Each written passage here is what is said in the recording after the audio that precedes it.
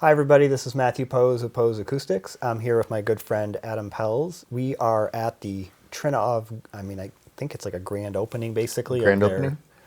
their experience room and training center. So you've actually gone through, as have I, the level 1 training for Trinnov, and you've also gone through their level 2 training. Correct.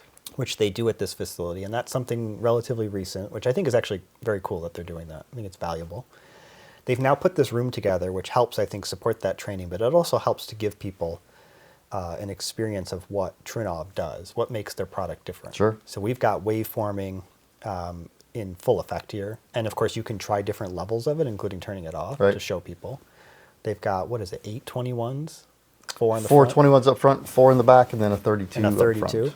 Yep. Which I talked with Jeffrey Heinzel about, but of course, by most standards, that's a lot of subwoofers for a room this size. By any standard. By any standard, yeah.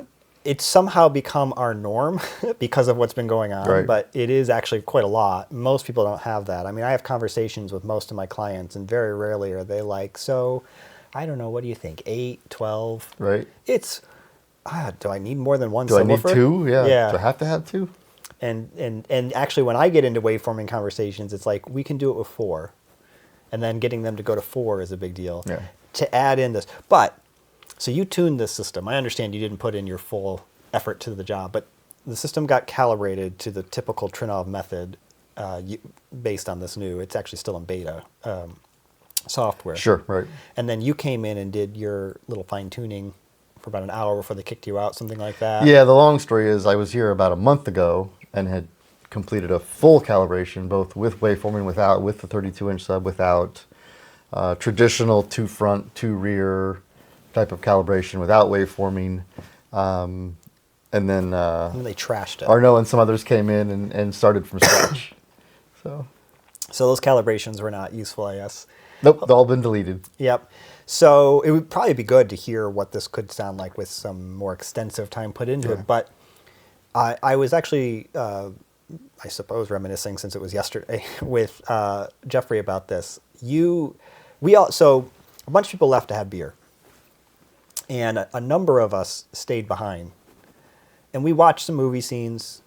But I think, like you, I've seen plenty of high-performance theaters with crazy movie scenes. Right. It's good. I'm not going to say like this wasn't a very impressive experience, but I've heard experiences like this before. But you love music.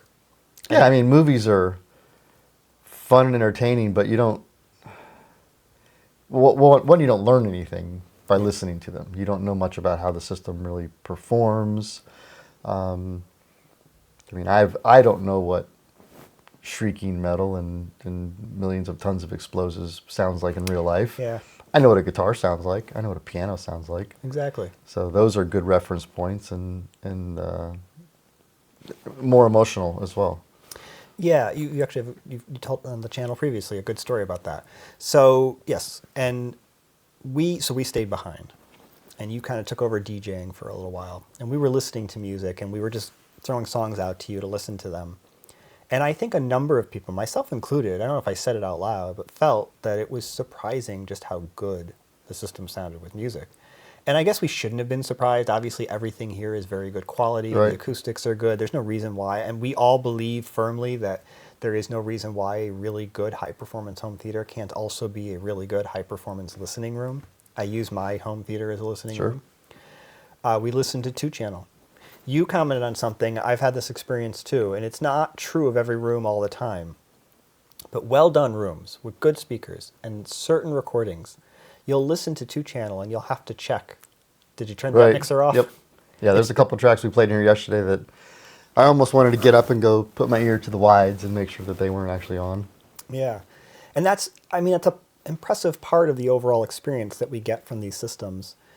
I think it was, excuse me, I'm losing my voice apparently. I think it was emotional for everybody. I mean, nobody was crying. Oh, actually, I heard somebody did. Todd, I heard, started crying at one point. Oh, wow, cool. So, Todd, I'm not trying to pick on you. It's part of the experience, so that happens. Actually, if I don't do this in public, you and Peter sang on the channel, and we included that a little bit in the video. I do like to sing. I just don't like to sing in front of people. But one of the issues I've always had is that really good music can cause me to cry. Sure. And if I sing something that I really, and usually if I'm singing it's because I love the song, it may bring tears to my eyes doing it, which is part of why I don't sing in front of people. And so I think that when you listen to a system like this, sometimes you do have to hold it in a little bit because it just becomes overwhelming. And I think that's the power of what good music does. That's why I like playing DJ. I can stay a little detached You can, yeah. from you guys. But we were playing through stuff that we all use, and there was some stuff I laid out where people were like, "Oh yeah, what was that? Text me later what that song was." And there's stuff that we just get used to listening to because it's really good. That's one of my favorite parts of events like this, especially when music is involved, because you get exposed to stuff that, I mean, the content available now is just. Oh yeah, it's, with streaming. There's no way services. to hear everything. Yeah, this is a separate conversation, but it constantly amazes me how things have changed since I was a kid. When I was a kid, it was you would be the envy of audiophiles. When he was a kid, I was still old. That's just true, I suppose. When I was a kid, you would be the envy of audiophiles if you had 1,000, 2,000, 10,000 records. And that was a common thing. Oh, sure. There were a lot of big audiophile guys that would have rooms, like libraries, basically dedicated to their music collection. And they would have thousands or even potentially tens of thousands of albums or CDs. CDs were brand new when I was young, but they existed. Mm-hmm. And so a lot of people had big record collections, Right.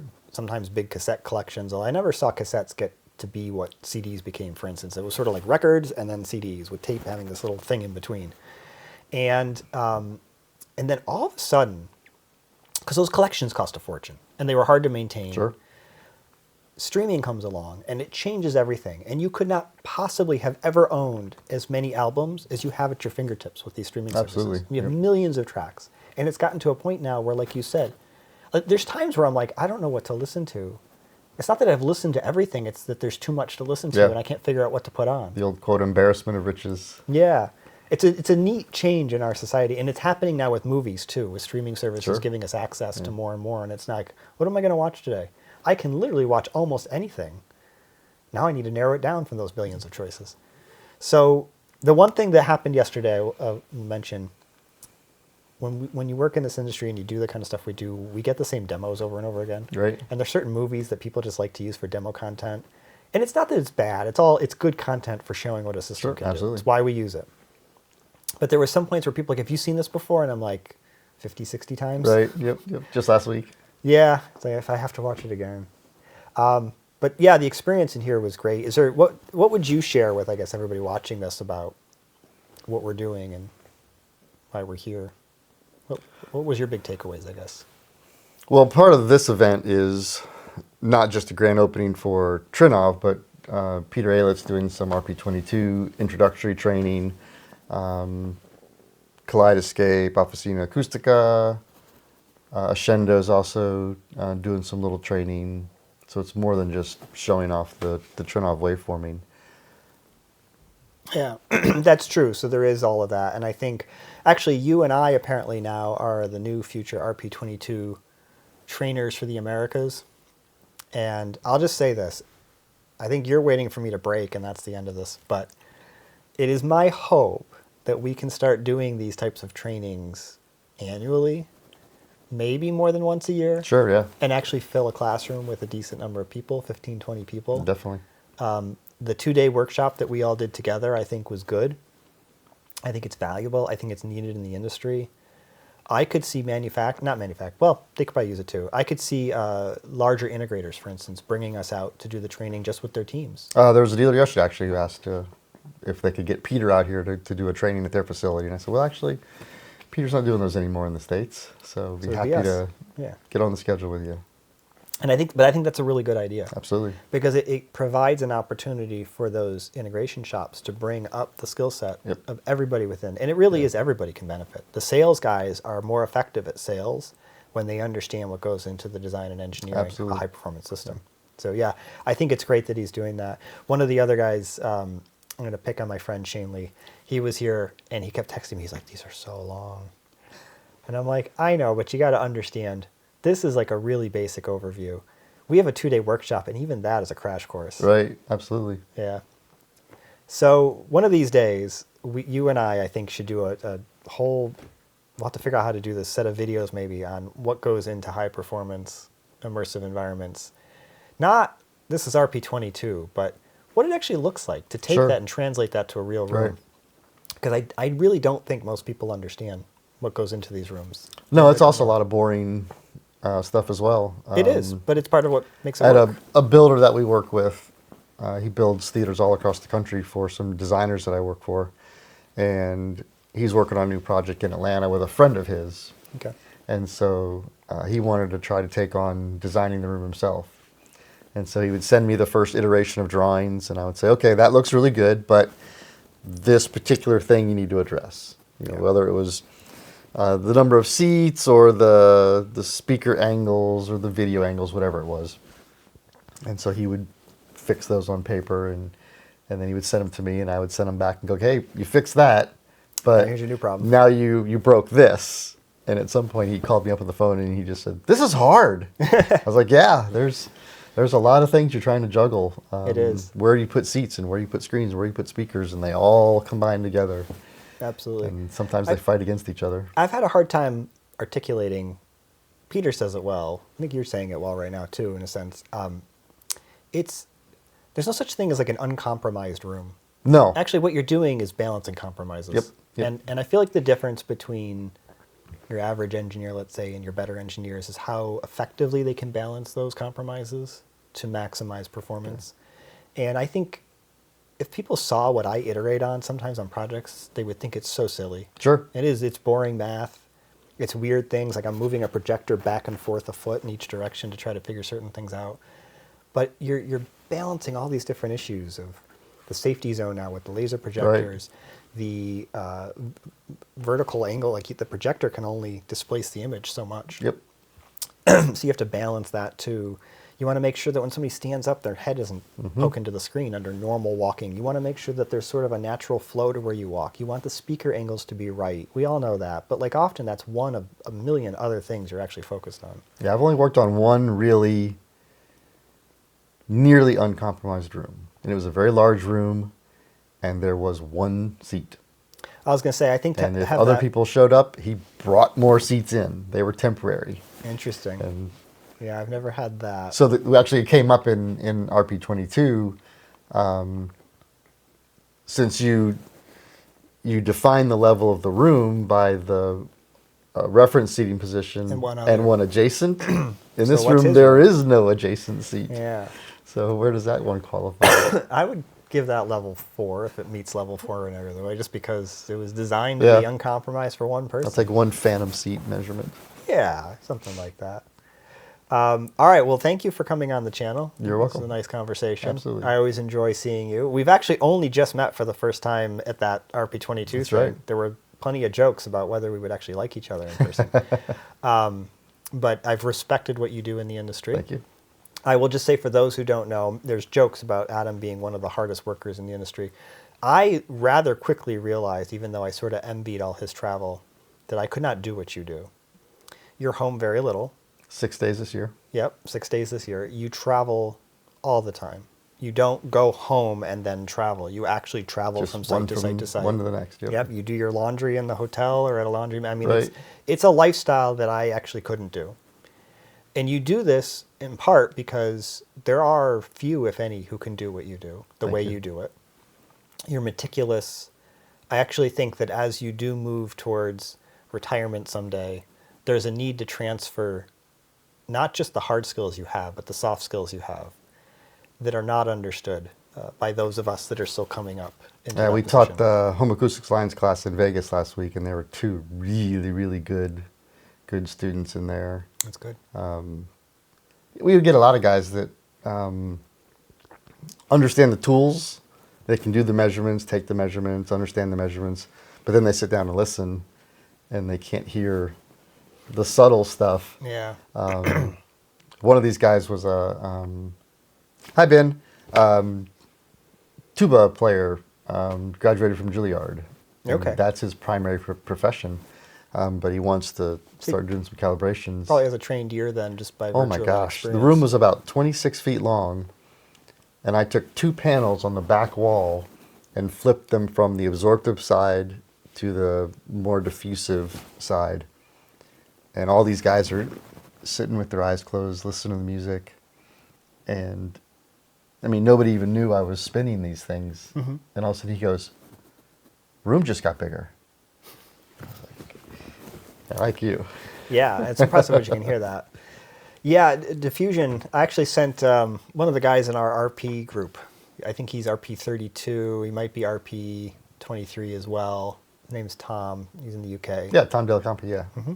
He sent me an email, and I think I broke him accidentally. I need to write him back and be like, I'm sorry if that was too long, but we got into a whole conversation about diffusion and making sure people understand subjectively what that does to a room and why. Because unfortunately, sometimes people have the idea that anything can be a diffuser that isn't an absorber, and that's not really true. No, not true. There's some Not key true. things to how they work that affect how we perceive it, but their purpose is to make the room sound bigger. And like it's a big room. Like if this was a bedroom, people would be happy to have a room this big. Sure. But acoustically, this is not a big room. Not at all. And Not we at want all. it to sound bigger than it is. Yeah. It helps everything to perform better and sound more realistic. And we need diffusion to do that. We need to know where to put it. It needs to perform correctly. And people need to know how to hear that. And people that work in this industry doing calibrations really need to know how to hear that and understand that. Right. Yeah. It's interesting how many of us were musicians in some way or form. I was never professional in any way, but I took guitar lessons and piano lessons from the time I was probably 5 until I was actually in my 20s. I played guitar in college as well. I still play guitar. I just don't do it in any serious sense. But I think playing instruments, learning how to tune an instrument actually, forces you to learn how to hear changes in tone, which is really important. I remember learning different little tricks and then having compliments on things I could hear, but then having to practice other things I was not noticing to hear when an instrument was properly, especially the intonation. Right. So you can get for those who don't know, with like a stringed instrument, it can be in tune, and then you actually start to play chords, for instance, and it's not in tune anymore. It's based on the intonation in the instrument. You have to make some adjustments. If you can't hear that for a professional, that's a problem. Right. Because they actually need to make sure they know how to, if they can't do it, they got to hire somebody, I suppose. Right. But a professional musician should be able to tune their own instrument completely. So the translation of that skill set to calibrating a system is really critical. Sure, absolutely. I didn't actually know what you guys do in those classes. And the more I learn, the more impressed I am. I'll be honest with you, I kind of wrote them off as probably like many of the other acoustics courses I've seen over the years of just a little bit fluff. The fact alone that you do listening training with these folks, I think is very impressive and very important. Yeah, the last 2 days is just an exhaustive listen, measure, move or adjust one aspect, and then listen, measure, evaluate what you just did, make another change. Yeah, I mean, one of the things I actually made a point of teaching myself that I think is important, and it comes with this listening too, is being able to look at a system's measurements and understand how what you're hearing translates to what you're seeing.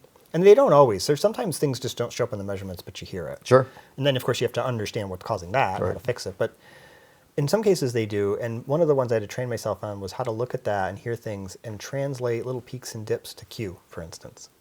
Because while I understand there's people who go into REW and they use the automatic system to do it, most of us can look at it and say, oh, that's a Q of 3 minus 1.5 dB at 32 hertz or something like that. And that's an important skill. I think even if you're using an automated tool to do it, to understand it and be able to see it is pretty important too. Including REW is going to fix everything. And there's a lot of stuff that you really shouldn't fix, right? Yep. Yeah. Yep. Well, again, Adam, thank you. I tried to end the video, I think 5 minutes ago, and we just got going again. We could do this a lot, so I appreciate having you on. It's always good to see you. I think the more I grow in the industry, the more I am going to probably run into you, and we'll keep working together. Sounds good. I'm hoping we can actually do some of these RP22 training courses together, because I enjoy opportunities to collaborate. So again, thanks for coming on the channel, and everybody, I'm going to keep doing these videos for you. I know that you enjoy these opportunities to meet other people in the industry and to see how we work. So thanks again, keep watching, subscribe to the channel, and if you want to send any super thanks specifically to Adam, I can always pass on. So thanks again.